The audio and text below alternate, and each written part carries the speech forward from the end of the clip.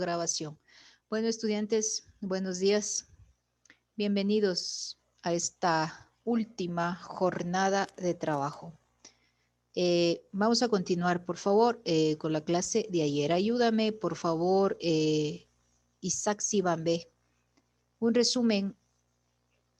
¿Hasta qué tema analizamos el día de ayer? Ayúdame, por favor. Estábamos viendo sobre el totalitarismo y todo eso de la democracia, el socialismo y el liberalismo. Dice.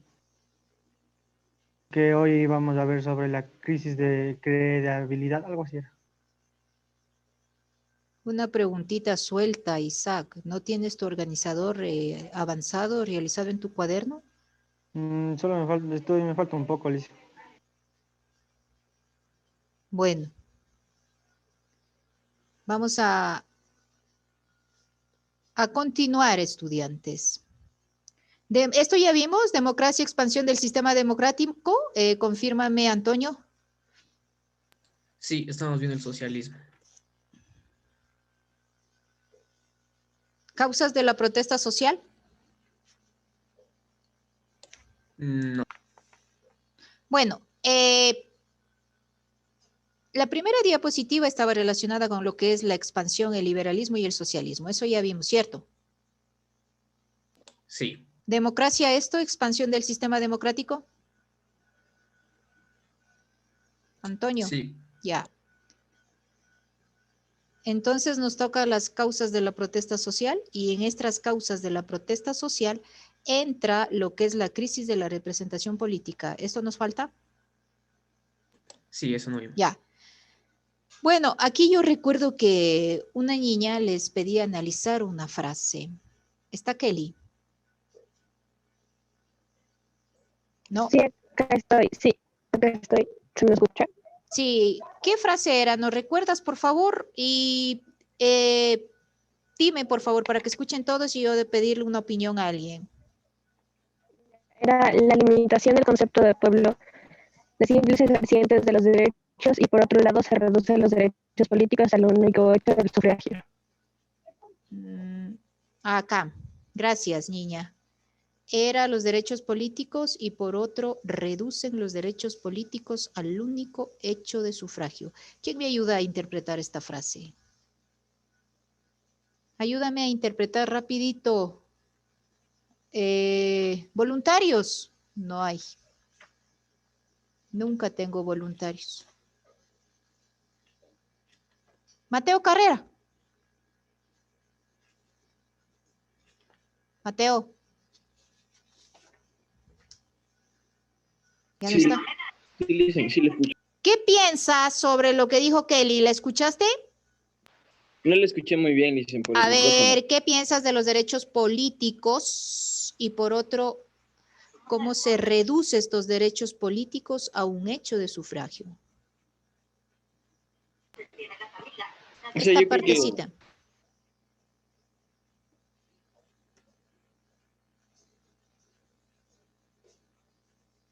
Mateo. se me recuerda el internet. Ayúdeme rápido. Ayúdame, Andrea, por favor, Andrea Viles. Ya que la crisis entra porque solo pueden elegir a uno como representante y ese uno como representante no puede suplir todas las necesidades que en sí puede tener un pueblo. O sea, aquí estaríamos hablando de un totalitarismo. Confírmame, Andrea. No totalitarismo porque de cierta forma el pueblo está eligiendo a su representante, pero en el momento en que solo es un representante entran los problemas porque es un... Ejemplo de un problema. ¿En qué sentido entraría aquí, se suscitaría un problema? Andrea. Cuando es solo un representante, por ejemplo, en las decisiones que toma se basa en la mayoría y la decisión se basa en eso. ¿No hay democracia? Hay democracia hasta cierto punto. ¿Cuál punto? Es que explíqueme en todo, pues me dejan ahí Hay apenas. democracia hasta un nivel, porque no puede... A ver, porque la democracia se basa en el poder del pueblo. Si no todo el pueblo puede estar satisfecho, la democracia llega a cierto nivel y no se suple necesariamente, o sea, no se suple completamente. Bueno, gracias. ¿Alguien tiene una opinión diferente, contraria a esto que manifiesta Andrea? ¿O todos están de acuerdo con la ideología de Andrea? Si están de acuerdo, entonces Andrea es una totalitarista. Único, partido único, única ideología, única opinión, único terror. Totalitaristas, tercero bachillerato B. Es que sí está correcto, Lisa. Eso quiero. Denle en opiniones. ¿Por qué? Ya, es que es correcto porque dice que el pueblo ejerce los derechos políticos, pero en ese tiempo los derechos políticos solo se basaban en el sufragio, o sea, solo para elegir a un presidente y ya no tenían más participación en el gobierno. Entonces ese fue el problema, que solo participaban en el voto y después se quedaban excluidos de todos los problemas del gobierno. ¿Esa fue la crisis de la representación política en sí? Sí, que ellos solo tenían una única participación y el resto de las decisiones no las tomaba el pueblo, sino lo que creían que era necesario los representantes. Listo. No tomaban las decisiones. Gracias, Kelly. La respuesta está dada, señores. Uno de los problemas a los que se enfrentaba esta democracia liberal es su crisis de representación política. ¿Ya? Advertía esta democracia representativa un posible contexto en la sociedad de masas. ¿Ya? Acoto, por favor, a lo que ya explicaron sus compañeras. Se suponía que por una parte, o sea, por un lado, la limitación del concepto del pueblo era unos simples ejercientes de, ¿cómo le podríamos llamar? De los derechos políticos. Y por otro, era la reducción de los derechos políticos al mero derecho de sufragio. ¿Sí? Además, según Kelsen, los partidos políticos, por sus lógicas internas, son incapaces de convertirse en gestores y portavoces de la voluntad popular. Por todas estas razones manifestadas por sus compañeros y lo que yo le acabo de proporcionar esta información, se dio una crisis de representación política. ¿Ya? Siguiente.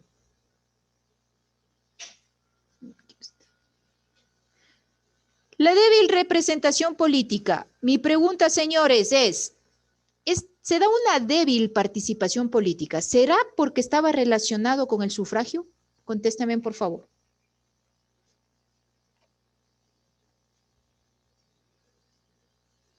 Voluntarios, rapidito. No, no hay nadie, me toca nombrar. Estudiante Mejía. ¿Tendrá una relación la débil representación política con el sufragio? ¿O con las causas que manifestaron tus compañeras?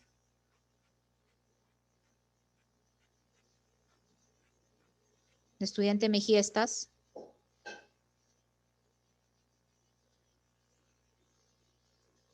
Estudiante Laguate. Para mi parecer, sí, porque a pesar de que se tenía un gobierno o un estado, no había absoluta democracia y no había una participación de ellos hacia el pueblo. Gracias. Antonio, tú que participaste en este grupo, ¿por qué la débil participación política, Antonio? Como dijeron en el anterior, era solo que se centraban solo en el voto, o sea, no, los demás no tenían de opinar sobre las demás cosas que quiere hacer el pueblo, o sea, esa participación política era, solo se centraba en una cosa, por eso era débil, no tenía la aportación de más ideas. Ya. Dice, el problema de la participación política también ha constituido un serio inconveniente para la democracia liberal a lo largo de su historia. Tras la Segunda Guerra Mundial, diversos movimientos sociales, derechos de civiles, estudiantiles, feministas, ecologistas, pusieron en evidencia la incapacidad de las instrucciones de la democracia representativa y en tal virtud demandaron una mayor participación en las decisiones políticas. El problema de esta participación también ha constituido un serio inconveniente, señores, para la democracia liberal a lo largo de la historia. Es cierto que tras la Segunda Guerra Mundial, diversos movimientos como derechos sociales, derechos civiles, estudiantiles, feministas, ecologistas, pusieron en evidencia estas incapacidades, ¿sí? De las instituciones democráticas representativas y en virtud demandaron una mayor participación en las decisiones políticas, ¿ya? Estos movimientos constituyeron, llamémosle así, la encarnación de un nuevo paradigma político. A estos movimientos que organizaron después de la Segunda Guerra Mundial, ¿sí? Expresados a través de las teorías de la democracia participativa. ¿Ya? Ahí se da una débil participación política y también por la cuestión que está muy relacionada con la crisis de la representación política con el sufragio. Como que lo político cada momento se iba debilitando, como que iba ganando la voz del pueblo, llamémosle así, una democracia, ¿sí? Siguiente. Crisis de la soberanía popular. ¿Ya? La crisis de la soberanía popular. Es un poder político supremo, corresponde a un Estado autónomo, e independiente, sin interferencias externas. Soberanía popular en la actualidad, tras el surgimiento de organismos internacionales que han hecho que el poder del Estado se vea afectado, generando crisis a la soberanía. Sí, la soberanía popular es un Estado, es un poder político, ¿ya? Pero en sí, ¿qué abarca la soberanía popular? Cuando yo estoy hablando de una soberanía popular, ¿de qué estoy hablando? ¿Alguien me ayuda?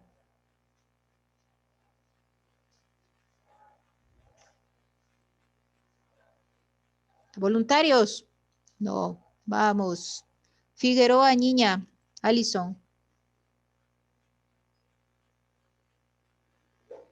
Mande, Alicia. ¿Qué entiende usted por soberanía popular? Sí, es un poder político relacionado a los sistemas políticos, pero más allá de eso, ¿o me puedes ayudar a interpretar este concepto o cuál es su concepto muy personal sobre la soberanía popular? El pueblo tiene la autoridad sobre los ámbitos como la economía y las normas que se tomen. ¿Y las? No le escuché. Y las leyes o normas que se tomen. Bueno, ¿alguien más le puede ayudar, por favor, qué es una soberanía popular?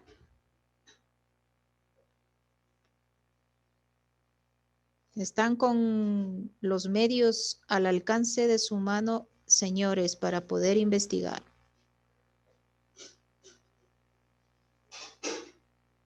¿Nadie? A ver.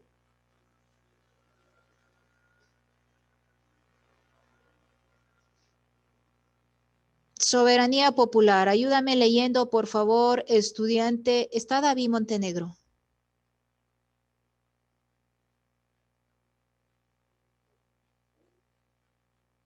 No. Estudiante Flores Odalis.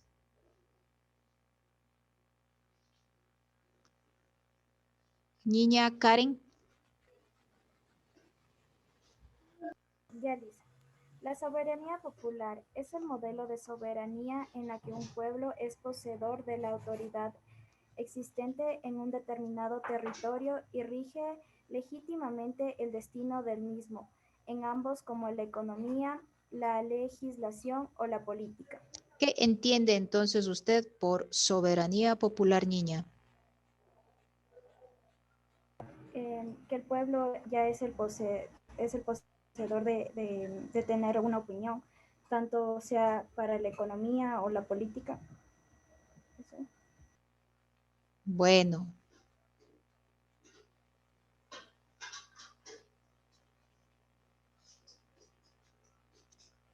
Dice que la soberanía popular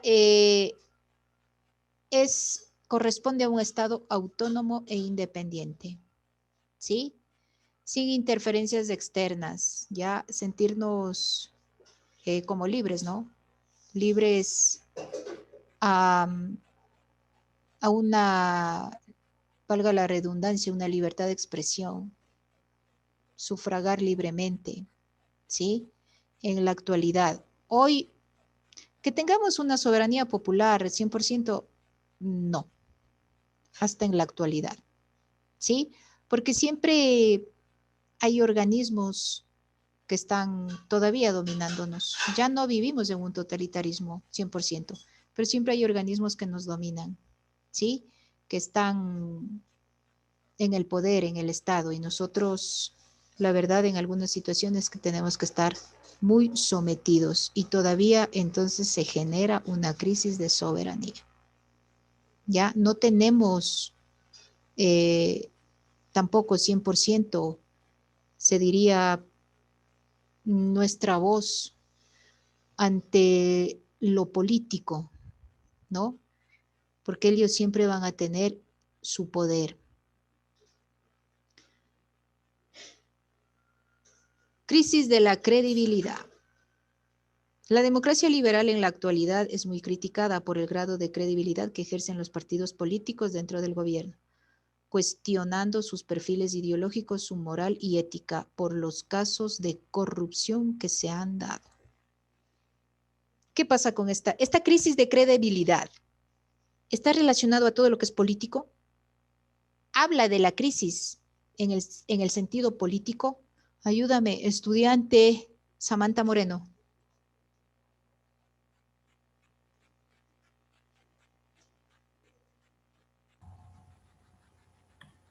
Lixen, está inestable mi internet y no escucho bien la clase. Bueno, ayúdame. Se conecta Cárdenas Dorian. ¿No está? No. No, Jimenita, también tengo problemas con él. Yo no se encuentra Dorian Cárdenas. Ya, profe. Calahorrano, Jennifer.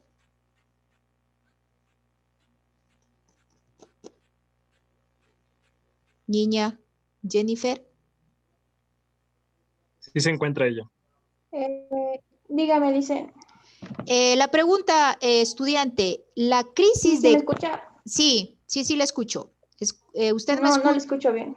No, pues ahora ya nadie me escucha. Díaz John, ayúdame. ¿Está John? No, Jimenita, no se encuentra. Ay, Bisuete, Ariel. A ver, Nicole. Vaya, dele. La crisis de credibilidad está relacionada a la, llamémosle así, a la crisis política. No, la verdad que se vean las consecuencias en la política es muy diferente, ya que esto es más una crisis individual, que esto depende mucho más de la moral, de los valores que tenga el candidato o sea la persona. Ya, bueno, gracias niña. Para terminar, estudiantes, las democracias liberales también enfrentan una crisis de credibilidad. Los partidos políticos han sido los grandes responsables de esta crisis, ¿ya?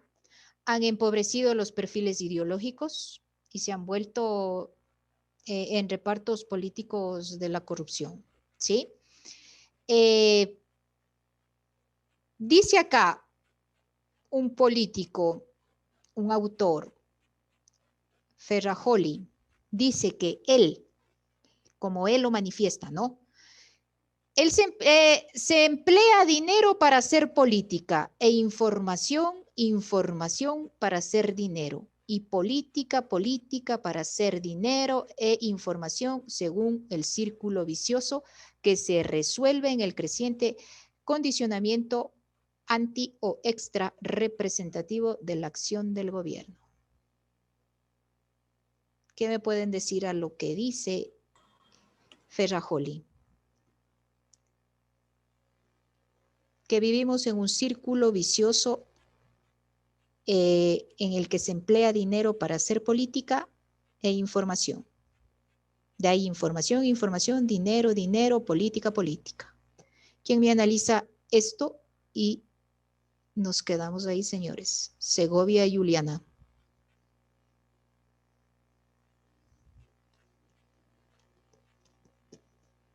Estudiante Segovia. Tapia. Sí, Lisa. Ayúdame con este análisis de Ferrajoli. Dice que él emplea dinero para hacer política e información, después de información para hacer dinero y de ahí dinero para hacer política y política y política. ¿Qué piensas de esto? O sea, que la política solo se basa en el dinero, o sea, que digamos, compran a los funcionarios, o sea, me refiero a eso, que es una política corrupta, por lo que menciona el dinero. ¿Ya? Bueno, esa es la opinión del estudiante Tapia. Esta persona, Ferrajoli, manifiesta que el dinero solo sirve para hacer política. Y vivimos esa realidad ahora en tiempos de pandemia, señores. ¿Sí? Vivimos esa realidad porque en esta crisis de pandemia quieren hacer campaña política para las elecciones que se aproximan. Nosotros ya hemos perdido esa credibilidad en aquellos políticos por sus ideologías que tienen, pero a favor de ellos. Información, dinero, política. Es lo que manejan. Esa es la ideología de los políticos. Entonces la credibilidad entró en crisis. Y creo que en todos los países del mundo hay una crisis de credibilidad en cuanto a la política. Porque no piensan en el pueblo, ¿no? Refiriéndome al país nuestro, Ecuador. No comparto que les proporcionen miles de dólares para hacer una campaña política en este tiempo de pandemia, señores. Entonces nosotros tenemos una crisis de credibilidad. Y recuerda que ahora cualquiera es candidato. Con esas ideologías, músicos, yo no tengo nada en contra de las profesiones de las personas, músicos, los cantantes que no son tan conocidos, por ahí unas personas que son modelos, han sido reinas, quieren entrar a formar parte de un gobierno político. Nuestra credibilidad está en crisis por esa razón. ¿Sí? ¿Alguna pregunta al respecto? ¿No? Les agradezco por haber estado en mi clase virtual.